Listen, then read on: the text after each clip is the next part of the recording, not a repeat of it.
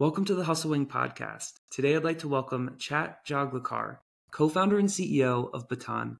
Chat, thank you so much for being here. I'm really excited to speak with you today. Thanks for having me. I kind of alluded before we started recording that today is a little bit of a special day for you and I to connect. And it's really, it's kind of blowing my mind, just the serendipity of it. But we'll get to that later in the interview when we talk about your story. But for now, can you help our audience and myself and anyone listening understand what Baton is?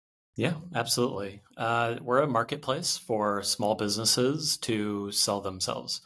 So whether, you've run a plumbing company for 30 years and getting ready to retire, or it's a, startup that you've run for a few years and you're ready to move on to the next thing, we can really help. What we do is we provide a free valuation to the small business owner and then really help represent them in the sale. And we have a marketplace of thousands and thousands of buyers that are qualified and interested in purchasing businesses, traditionally kind of in that Main Street, under $5 million value prop. So that's what we do. So this is certainly an oversimplification, but are you guys basically real estate agents for, these small businesses? Yeah.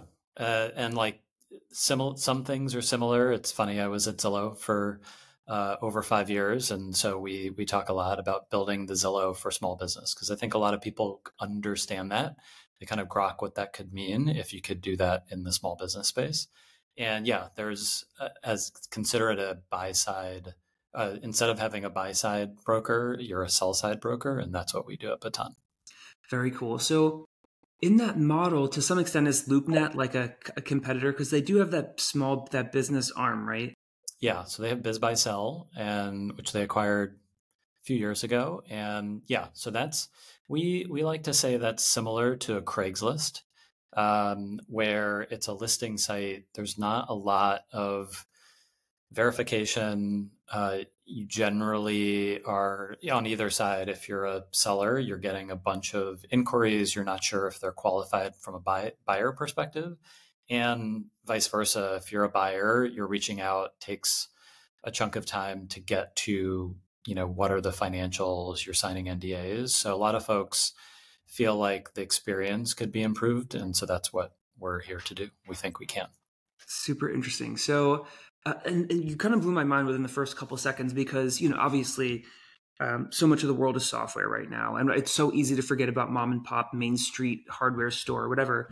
And in the couple first sentences when you're describing Baton, I didn't even think of that space. I just think so much of startups. I want to ask, is the platform, is it suited for any kind of business under 5 million? And then the second piece of that question is, do you guys see more of one, software vertical versus brick and mortar than the other? Yeah, we primarily brick and mortar. I would say it's 80-90% brick and mortar. And I think the great thing is we see a huge diversity. We have RV rental companies, like photo booth franchises, candy stores, hardware stores, clinical trials, pharmacies, like kind of everything under the sun, which is awesome because I think these are the backbone of the US economy. It's essentially half of the GDP, and there is no good solution for them when they want to sell. Members of kind of me and my co-founders, family and friends have tried to sell businesses, and there's really no good option. You can list on Biz Buy Sell, but most folks are kind of doing word of mouth, or they don't really know what to do. And so a lot of businesses just end up closing because the best option is let's just shut it down, stop paying rent, let's stop doing whatever we're doing, as opposed to realizing that there is a buyer on the other side that would take their existing customer set, kind of the business that they've built up over, years or decades. Yeah, I was going to wait to talk about this, but it's serendipitous. Today, one of the previous startups I work at was just acquired. Well, they officially announced it. Obviously, that process takes a very long time. Yeah. And that was an interesting experience for me, just because, you hear about IP acquisitions, or you hear about acqui-hire acquisitions type of thing. I launched a startup in 2016, and it was ultimately not super successful. Not super successful because we didn't understand that there was a market to sell a company that wasn't that wasn't, profitable to a certain extent. I didn't realize that there was a market for people.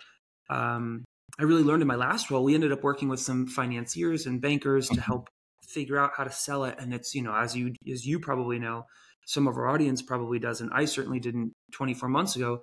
You can work with these bankers for a super high fee, and they'll try to find you a buyer. And it's like word of mouth, super messy process. And it's people don't know what they don't know. So it's really cool that you guys are kind of formulating a good marketplace with real data. I'm sure people have to do their own due diligence, right? But Yeah. it's really neat what you guys are working on. Yeah. And we think the unlock is that a lot of small businesses don't think that they can sell, or their understanding of their valuation. They think about it in cash flow or how much they're reporting as income to the federal government, which, the valuation and what you report for taxes are two completely different things. I always use the example of Amazon, doesn't pay any income tax, but is worth $1 trillion. Those two things can exist in different ecosystems.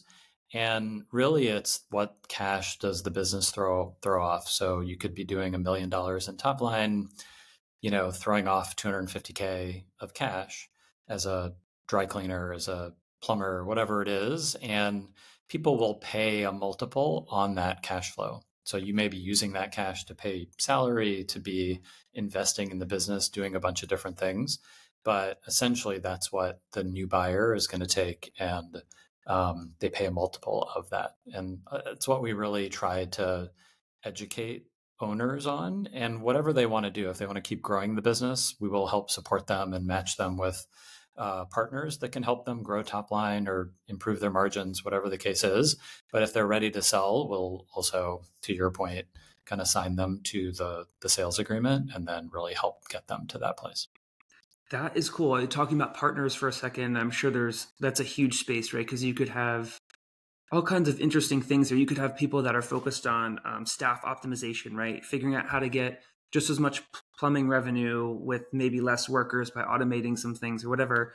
Can you talk to us a little bit about what Baton, in terms of unique challenges and projects that are fun and exciting that you guys are working through, or maybe even goals for this last quarter or next year that you can talk to us about? Can you share any of those with us?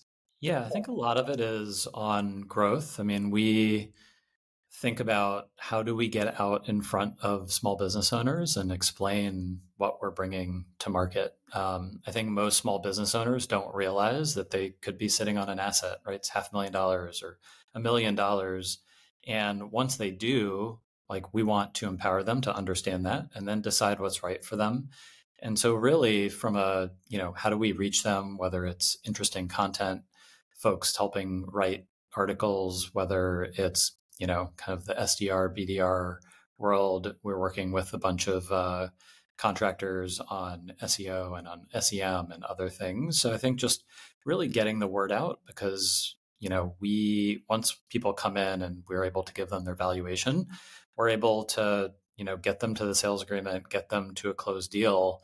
And so we just want to ensure that we can educate more and more people out there. And so that's a lot of what we're focused on really right now, is how can we get, out of the 30, my best guess is out of the 33 million small businesses in the US, it's probably 6 to 8 million of those that are saleable, in the sense that they have employees, they are throwing off enough cash where a buyer is going to be interested in it.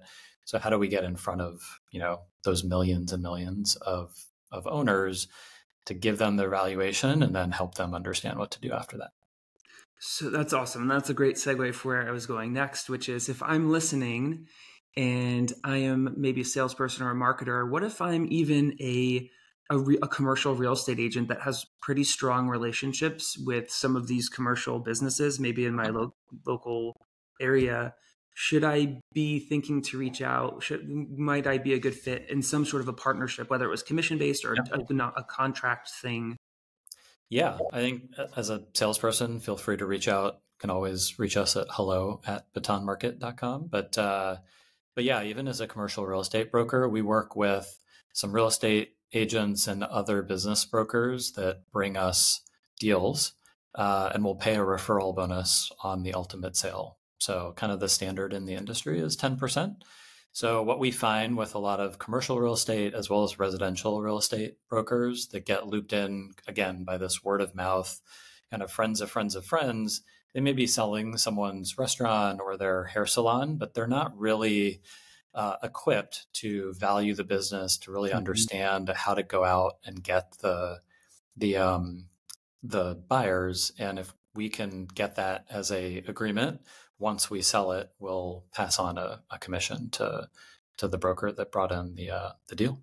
That's so interesting because now it's starting to come together. And this is even a better segue because in this part, I like to end the interview talking about your story. And now I'm starting to see color on your story, right? So you come in from the Zillow experience, and I'm guessing that that has something to do with how you ended up at Baton, or did that play a role? Why did you pick this, this transactional marketplace of business acquisitions and business selling? Like, how did that become a thing for you?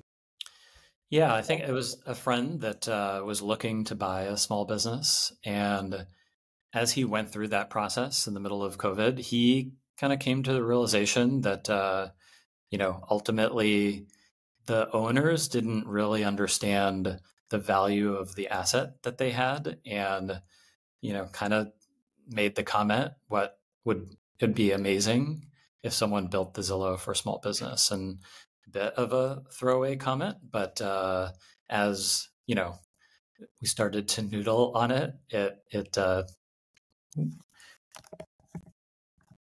sorry, lost you. It started to really resonate, and the the kind of the pattern matching of what we could do in the small business space and what Zillow had done in the real estate space, right? And I'm old enough to have remembered when you would walk into the Coldwell Banker and basically get the dot matrix printout of here's the stuff that's listed for sale. You couldn't go on a website and see. It was very hard to understand what even your home was worth. That all seems like it should be known these days, but back in 2000, that was not a solved problem, if you will. And so I think the ability to do the same thing and bring what is in some ways a very similarly opaque and a liquid asset class, kind of a similar value in terms of $1 trillion worth of small businesses that end up kind of trading hands or shutting down annually.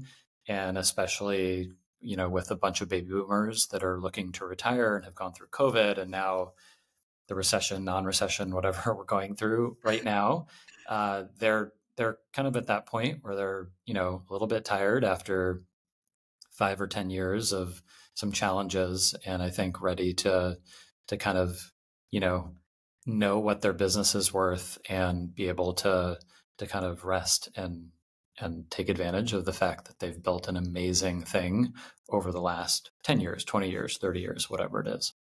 Yeah, I've certainly seen that. I mean, I've been on Biz Buy Sell not even knowing it was an acquired product by LoopNet. I'm just like, oh, it's a LoopNet thing. Mhm. And I remember so much of what you just said was a lot of people, some of it was health, right? Like health Yeah. conditions, people getting older, they still love it, but they don't want to run the sandwich shop anymore Yeah. because of whatever. And so yeah, it's a really interesting model. I think it's so needed. Um, it's there's so many more hours I wish we could go because I'd love to pick your brain. But as we approach the end of our session here, where can people find and connect with you? Where can people, obviously Hustling, we'll put a page up for you guys Yeah. and figure out next steps on if people are in sales and marketing and they can maybe help reach out in growth. We'll figure that out. Yeah. But where can people find and learn more about Baton? Yeah. So you can come to our website. It's batonmarket.com. And then I'm kind of reachable on all the socials or LinkedIn at Joglekar, Joglekar. Generally, there's not a lot of Chat Joglekars out there, so I should be easy to find. And yeah, we'd love to have folks come on that are looking to, buy a business. You can sign up as a buyer on the platform. You can list your business or kind of connect your financials. You get a free valuation if you're a small business owner listening to this. And then, like you said, if you're someone that kind of in the Hustle Wing community that wants to reach out to potentially help us on the Grow side or other places, please feel free to reach out at the hello at email or just through intercom on the website. Awesome. Thank you, Chat. Great. Thank you.